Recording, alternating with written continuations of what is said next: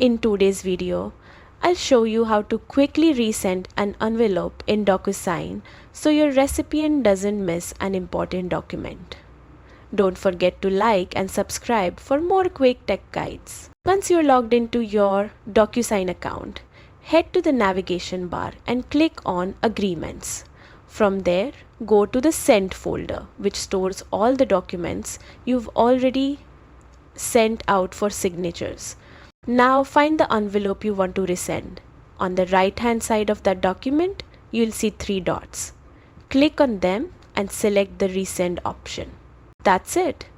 DocuSign will immediately send a new notification to your recipient, making sure they're reminded to take action. This feature is simple, time-saving, and perfect if you're managing multiple agreements. If you found this helpful, hit the like button and subscribe for more DocuSign tips.